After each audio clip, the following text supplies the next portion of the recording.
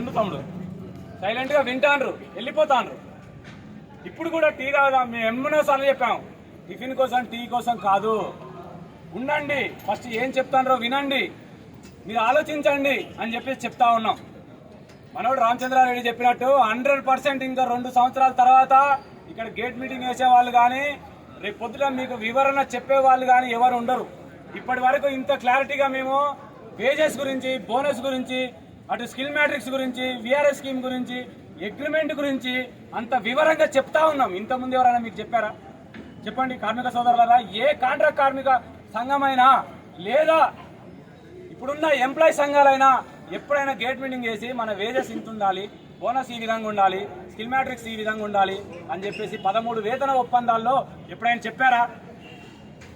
చెప్పలేదు. ఎందుకు అని అంటే మనల్ని మోసం చేయాలి అనే ఉద్దేశంతో వీళ్ళకి అన్నీ తెలిస్తే రేపు పొద్దుట అడుగుతారు, క్వశ్చన్ చేస్తారు అని చెప్పేసి మనకు అగ్రిమెంట్ కాపీలని ఇవ్వకుండా వాళ్ళు ఏం రాశారో అవి మనకు తెలియకుండా చేస్తూ వచ్చారు.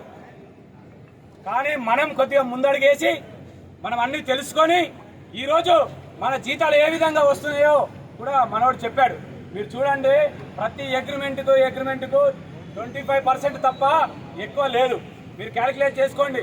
10వ వేతన ఒప్పందం నుంచి మరి 13 వేతన ఒప్పందాల్లో అమౌంట్ పెరిగిన దాన్ని మీరు క్యాలిక్యులేషన్ చేసుకోండి. మేము చెప్తా ఉన్నాం ఇప్పటికీ కూడా. ఇకపోతే స్కిల్ మ్యాట్రిక్స్ వచ్చేసి మనము ఎప్పుడైనా కానీ అగ్రిమెంట్ అయినా 6 నెలల్లో చేస్తా అని చెప్పారు. 6 నెలలు కాక 3 సంవత్సరాలు చేశారు. 3 సంవత్సరాలు చేసి 300 మందికో 400 మందికో చేశారు. తర్వాత ఇంకో దఫా చేస్తా అన్నారు, చేయలేదు. మరి సీనియర్ కార్మికులు ఇవాళ కంపెనీలో జాయిన్ అయ్యి అన్స్కిల్లో నుంచి అన్స్కిల్డే రిటైర్డ్ అవుతా ఉన్నాడు. మరి వాళ్ళకి కనీసం ఒక 10 సంవత్సరాల తర్వాత సెమీ స్కిల్ రావాలి కదా, సెమీ స్కిల్ ఇవ్వాలి కదా, వాళ్ళ పనికి గుర్తించైనా. ఆ విధంగా మనం ఈసారి చెప్తా ఉన్నాం. కాంట్రాక్ట్ కార్మికుడు అన్స్కిల్లో జాయిన్ అయ్యి, తమ్ముడు ఉన్నాను తమ్ముడు, మీకు కదా ఉండేది చెప్పేది, ఎన్నిసార్లు చెప్పినా అంతే మీకు. అన్స్కిల్డ్ కార్మికుడు మరి కాంట్రాక్ట్ కార్మికుడు జాయిన్ అయిన తర్వాత 10 సంవత్సరాలకి మనం స్కిల్ ఇవ్వాలని చెప్పేసి సెమీ స్కిల్ ఇవ్వాలి, లేదా 7 సంవత్సరాల తర్వాత స్కిల్ ఇవ్వాలి, తర్వాత అతను రిటైర్డ్ అయ్యేటప్పుడు కూడా మరి హై స్కిల్ ఇవ్వాలని చెప్పేసి మనం చెప్తా ఉన్నాం. ఇవన్నీ కూడా మేము ఆల్రెడీ రామచంద్రారెడ్డి చెప్పినట్టు పోయిన మంగళవారం రోజు 3 గంటలు మాట్లాడాం. 3 గంటలు మాట్లాడితే వాళ్ళు ఏమన్నారు అని అంటే, మేము ఇచ్చిన 23 పాయింట్లు ప్లస్ మీరు చెప్పే పాయింట్లు అన్నీ ఒకటే, ఈసారి ఖచ్చితంగా మంచిగుంటుందని చెప్పారు. కానీ నిన్నటి నుంచి మాత్రం పుకార్లు, 160 రూపాయలు అనేది పుకారు. మీరెవరు నమ్మొద్దు. ఎందుకు అని అంటే మన జనాల్లో మన యొక్క నాడి ఎలా ఉంది, మన నాడి ఏంటి తెలుసా? ఎంప్లాయీస్ ఎంత పెరిగితే దాంట్లో 50% మనకు రావాలి. వాళ్ళ దగ్గర మనం పనిచేస్తా ఉన్నాం, వాళ్ళ ప్లేస్లో పనిచేస్తా ఉన్నాం, వాళ్ళతో పాటు కలిసి చేస్తా ఉన్నాం. కాబట్టి మనకు వాళ్ళకు ఎంత పెరిగితే దాంట్లో 50% మనకు రావాలి. మీరు క్యాలిక్యులేషన్ చేసుకోండి సోదరులారా. పోయినసారి 12,500 రూపాయలు వాళ్ళకి పెరిగింది. ఈసారి ఎంత పెరిగితే అందులో మనకు సగం ఖచ్చితంగా 50% రావాలి. ఆ లెక్కన మీరు లెక్కేసుకొని తప్పించి, కానీ ఎవరు చెప్పిన మాటలు 160 రూపాయలు 120 రూపాయలు మరి అన్స్కిల్ 100 రూపాయలు. నేను అడుగుతా ఉన్నాను, ఇవాళ ఇది ఇక్కడే టెంట్ నడిపి 75 రోజులు టెంట్ నడిపి 200 రూపాయలు అని చెప్పేసి కాంట్రాక్ట్ వర్కర్స్ని టెంట్లో కూర్చోబెట్టి ఇవాళ 200 రూపాయల అన్స్కిల్కి తేకుండా 2వ అగ్రిమెంట్ కూడా చేస్తా ఉన్నారు. 13 అగ్రిమెంట్ ఆయన చేసిండు, మరి 14వ అగ్రిమెంట్ కూడా ఆయన చేస్తా ఉన్నాడు. ఇవాళ అడుగుతా ఉన్నాం 200 రూపాయలు ఎందుకు తేలేదు, మరి మీరు ఎందుకు క్వశ్చన్ చేయలేదు? ఆ రోజు మమ్మల్ని టెంట్లో కూర్చోబెట్టి నువ్వు 200 చేస్తా అని చెప్పావు కదా, మరి ఎందుకు చేయలేదు అని చెప్పేసి ఎవరన్నా అడిగారా? మరి వాళ్ళకు కూడా కార్మిక సంఘాలు ఉన్నాయి కదా, వాళ్ళ అనుబంధ కాంట్రాక్ట్ కార్మిక సంఘాలు ఉన్నాయి కదా, మరి వాళ్ళైనా గేట్ మీటింగ్ చేసి కనీసం మరి ఈ చర్చలు, ఈ పురోగతి ఈ విధంగా ఉంది, మరి మా నాయకుడు ఇలా చెప్తా ఉన్నాడు మరి అని చెప్పేసి ఏ రోజని చెప్పారా? మనమే గొంతు దించుకుంటున్నాం. ఇవాళ 25 రోజులు టెంట్లో కూర్చోబెట్టడానికి నాన్న ఇబ్బంది పడుతున్నాం.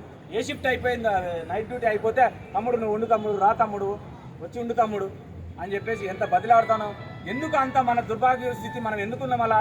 టెంట్ దగ్గరికి ఇట్లా వచ్చి పోవడానికి, డ్యూటీ అయిపోయి వచ్చి పోవడానికి కూడా 10 నిమిషాలకు కూడా మీకు తీరికలేదా? ఎందుకు అలా? ఎవరైనా ఎందుకు భయపెడతారు? కాంట్రాక్టర్ లేదు, భయపెట్టే పర్సనల్ ఇష్యూ ఉంటే భయపెడతారు తప్ప మనం అందరం కలిసి చేసేదానికి మాత్రం ఎవ్వరు కూడా వాళ్ళు ఇబ్బంది పెట్టరు. మాకు తెలుసు కూడా, మేము ఆల్రెడీ చెప్పాము కూడా, యాజమాన్యం కూడా చెప్పాము. ఈ పరిస్థితిలో కాంట్రాక్టర్లు కానీ ఎవరైనా కానీ యాజమాన్యం కానీ కాంట్రాక్ట్ వర్కర్స్ని ఇబ్బంది పెడితే మేము సహించము, ఊకము అని చెప్పేసి చెప్పాము. మేము ఒకటే చెప్తా ఉన్నాం, ఇంకా 4 రోజుల్లో ఏదైనా సరే మనం ఒకటే డెసిషన్. రామచంద్రారెడ్డి చెప్పినట్టు మనం 13 పాయింట్లు ఇచ్చాం. 13 పాయింట్లు మనం సాధించుకునేంత వరకు మనం ప్రయత్నం చేయాలి. చేస్తేనే మన యొక్క ఉనికి ఉంటుంది. లేదు అని అంటే మన ఉనికి ఉండదు. ఇవాళ టిఫిన్ కోసమో టీ కోసమో 10 రూపాయల కోసమో కకృతి పడితే మన జీవితం ఆగమైపోతాయి. రేపు పొద్దుట ఇంత వివరంగా చెప్పే వాళ్ళు ఉండరని చెప్పేసి నేను చెప్తా ఉన్నాను. కాంట్రాక్ట్ కార్మికులారా, యాజమాన్యానికి కూడా నేను చెప్పేది ఒకటే, మా యొక్క సహనాన్ని మీరు పరీక్షిస్తే రేపు పొద్దున మేము ఖచ్చితంగా ఏ కార్యక్రమానికైనా సిద్ధం అని చెప్పేసి మేము చెప్తా ఉన్నాం. మేము ఎన్నో కార్యక్రమాలు చేయాలి, ర్యాలీలు చేయాలి, అయినా మేము ర్యాలీలు చేయట్లే. బయట విద్యుత్ కార్మిక సంఘాలు ఉన్నాయి, వాళ్ళని కూడా ప్రభుత్వం మీద వ్యతిరేకత ర్యాలీలు చేస్తూ ఉన్నారు. మరి అవి మనం మీడియాలో చూడట్లేమా, టీవీలో చూడట్లే. వర్కర్స్కి ఒక 10 మంది ఆఫ్ రోజు దొరకట్లా.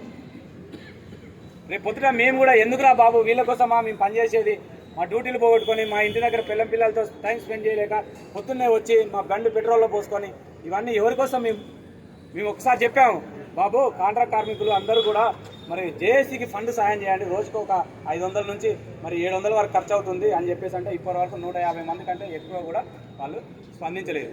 అంటే 100 రూపాయలు మన సాయంత్రం 90 కోటి దాకా అయిపోతుంది. నుంచి ఈ 4 రోజులైనా మీరు డ్యూటీ అయిపోయిన తర్వాత టెంట్ దగ్గరికి రండి, వెళ్ళండి, కలిసి వెళ్ళండి, వెళ్ళేటప్పుడు కలిసి వెళ్ళండి. బండి తీసుకోవడానికి ఇట్లా పోవచ్చు, మళ్ళీ బండి తీసుకొని వెళ్ళిపోవచ్చు. C4Lలకు ముఖ్యంగా చెప్పేది ఏంటంటే C4L విధానం రద్దు అవ్వదని చెప్పిండు.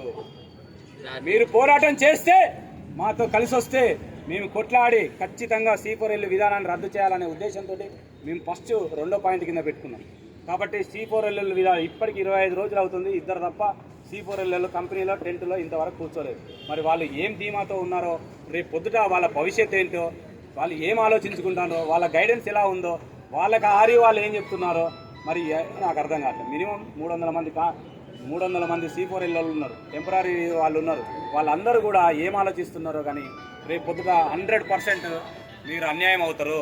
రండి, కలిసి రండి, కూర్చోండి, మాతో చెప్పండి, మాట్లాడండి, మేము మాట్లాడతాం. ఇదే టెంట్ కాడ మీకోసం మేము కూర్చుంటాం. C4L విధానం రద్దు చేయాలి, టెంపరీ విధానాన్ని ఎత్తేయాలని చెప్పేసి ఇకనైనా కళ్ళు తెరవండి. వాళ్ళు ఎవరు చెప్పేది వినకండి, ఓకేనా? కార్మిక సోదరులారా, ఇకనైనా టెంట్ దగ్గరికి వచ్చి వెళ్ళండి. Okay, thank you.